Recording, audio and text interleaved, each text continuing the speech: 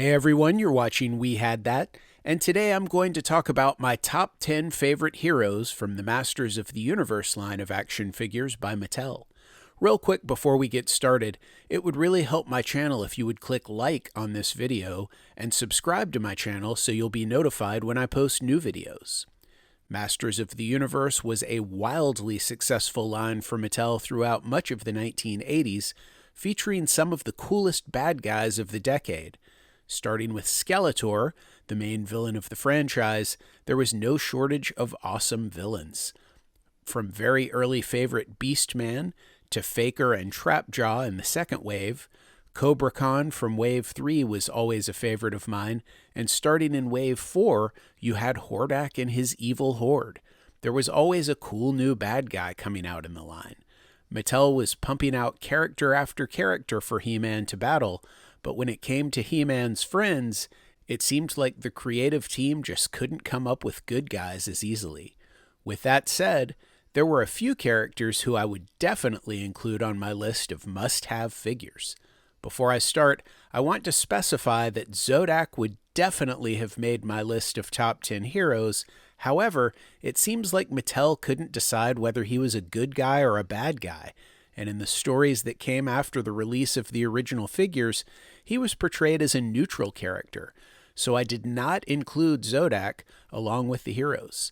Anyway, here's my personal top 10 favorite Masters of the Universe heroes. At number 10, Meka-Neck, just barely making the list for me. I don't think that the character's head design or armor are all that great, and those are pretty much the only parts of the figure besides his extending neck gimmick that were new to this figure. The head and the club that came with the figure both had a bit of a geometric design thing going on, but besides that, the club didn't seem to be a great tie-in accessory for the character. The extending neck was a decent gimmick, but it didn't quite match some of the cool gimmicks for the bad guys. Stratos lands at number 9 and is an example of the good enough attitude that the creators seem to have toward the good guys in the Masters of the Universe line. He may have been the weakest character from the first wave. He was probably only included in the books and the cartoon as much as he was, which honestly wasn't a lot, because he was part of the first wave of figures, so there weren't as many characters at the time to include in the stories. This gray Birdman wasn't all that exciting to me, but he was one of the few Masters of the Universe figures that I actually had as a kid. Coming in at number 8, we have Robato. The clear torso with all the gears inside was definitely a good selling point for me.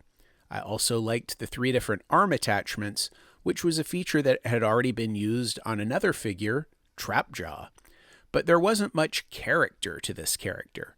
He looked kind of neat, and the robot concept is a good one, but I think the overall design could have been better.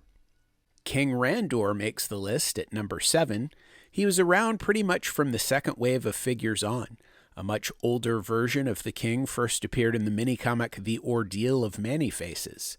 He is in the very first episode of the cartoon, The Cosmic Comet, yet for some reason, it took Mattel until the end of the line for him to show up and get a figure.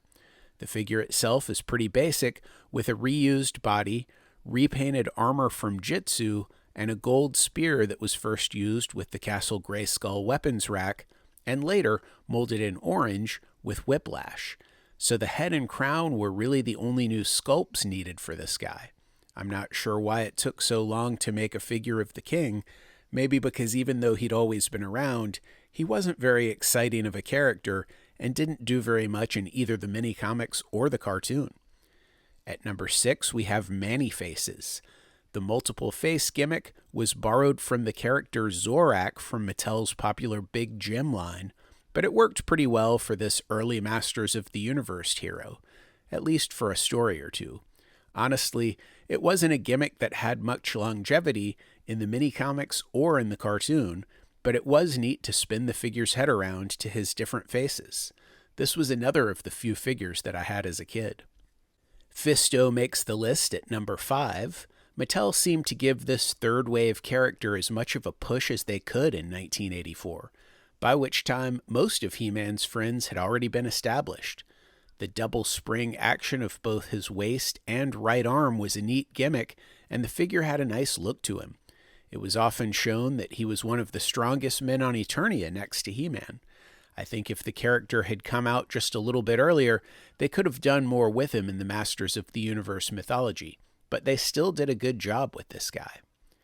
Now, number 4, I may be alone in putting Mossman all the way up on this list, but over time, this green-flocked, reused Beastman has really grown on me. As a Wave 4 character, he didn't have many appearances in the mini-comic or the cartoon, and in one of the episodes of the cartoon in particular, it really felt like they turned this green guy into a walking pot joke. But regardless of how much of a throwaway character he was to Mattel, the fact that they just took Beastman, molded him in green, flocked him, and made him smell like a pine-scented car air freshener ended up making it very easy to offer him in various different Masters of the Universe lines over the years. As a protector of nature, I think they could have done a lot more with him in various stories if anyone had still cared about writing good stories at that point. But regardless of his stories, he became one of my personal favorite Masters of the Universe characters. Number 3, Manatarms. The head sculpt on this figure wasn't really what we've come to associate with the character, thanks to a much more defined, fatherly figure representation in the cartoon in particular.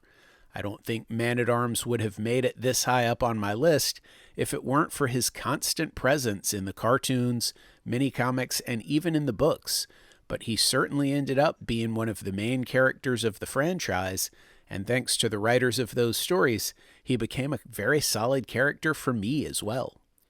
Number 2, Teela. Teela was and still is a very favorite of mine.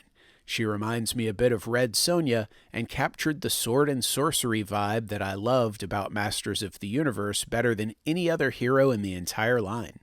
Not only was the figure cool, but both the mini-comics and the cartoon managed to do a wonderful job of making her more than just the obligatory female character and actually made her an important part of the overall story of Masters of the Universe. I didn't have the figure as a kid, but I wish I had.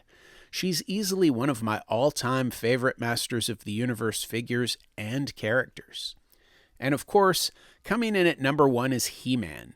How can HeMan not be number 1? The entire premise of Masters of the Universe is based on this guy. He's like a blonde Conan without the anger issues. He has the power. Every attempt was made in the franchise to make sure that this was the ultimate good guy, and honestly, the writers for all of the stories did a fine job of doing that. Without HeMan, you would definitely have a very different Masters of the Universe. So coming in at number 1, HeMan. There you have it, my top 10 list of vintage Masters of the Universe hero action figures. How does my top 10 list compare with yours? Who did I leave out that you would have included? Who should I have left out? Let me know in the comments below. Also, again, please give this video a like and share it on social media. And if you enjoy my content, please subscribe to my channel and hit that notifications bell so that you'll be notified when I post new videos. As always, thanks for watching.